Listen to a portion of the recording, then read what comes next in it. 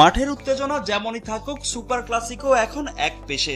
অন্তত Buenos আইরেসের monumental স্টেডিয়ামে ম্যাচের পরিসংখ্যান এটাই বলে। ব্রাজিল পারেনি আর্জেন্টিনার মাটিতে তাদের 16 বছরের জয়ের খরা কাটাতে, বরং মিস পাস থেকে পজিশন লুজ, বাজে পারফরমেন্সের 16 কলা পূর্ণ করেছে সাম্বা বয়রা। রাফিনিয়া, ওয়েজলিরা যেভাবে প্রতিপক্ষের কাছে বল হারিয়েছে তা সত্যিই দৃষ্টিকটু। সেলেসাওদের রক্ষণ ও আক্রমণ ভাগ যে কতটা নাজুক তার রূঢ় প্রকাশ পেয়েছে বিশ্ব চ্যাম্পিয়নদের বিপক্ষে। পুরো ম্যাচে মাত্র একটি অন টার্গেট শট নিয়েছে দরিভাল জুনিয়রের দল, তাও আর্জেন্টাইন ডিফেন্ডার ক্রিস্টিয়ান রোমেরোর ভুলে। সেখান থেকেই নিজেদের একমাত্র গোলটি আদায় করে ব্রাজিল। বাকি ম্যাচ জুড়ে নিজেদের ছায়া হয়েছিলেন ক্লাব ফুটবলে দাপিয়ে বেড়ানো রাফিনিয়া, ভিনিসিয়াস ও রদ্রিগোরা। অন্যদিকে 7 অন টার্গেট শটের 4টিকেই গোলে পরিণত করে আর্জেন্টিনা।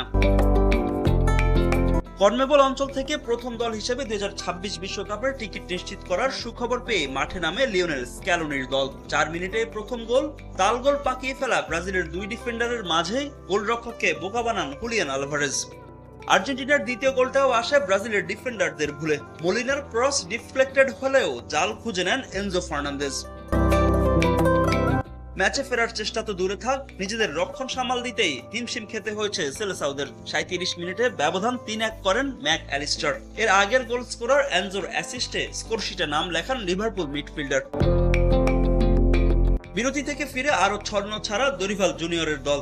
ম্যাচে বেশ কিছু পরিবর্তন আনেন ব্রাজিল কোচ, তাতেও ভাগ্য বদলায়নি 5 বারের বিশ্ব চ্যাম্পিয়নদের। বরং 71 মিনিটে আলবিসেলেস্তেদের হয়ে গোলের হালি পূরণ করেন বদলিনামা জুলিয়ানো সিমিওনে। ব্রাজিলকে তখন উকি দিচ্ছিল 2014 বিশ্বকাপের 7-1 ট্র্যাজেডি। তবে শেষ পর্যন্ত আর কোনো গোল হজম না করেই মাঠ ছাড়ে দরিভাল জুনিয়রের দল।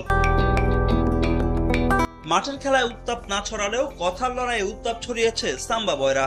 দলের মাঝে বেশ কয়েকবার দেখা যায় উত্তেজনা। আর আর্জেন্টিনার কাছে হেরে কনমেবল অঞ্চলের বিশ্বকাপ বাছাইয়ের পয়েন্ট টেবিলের 4-এ নেমে এলো ব্রাজিল।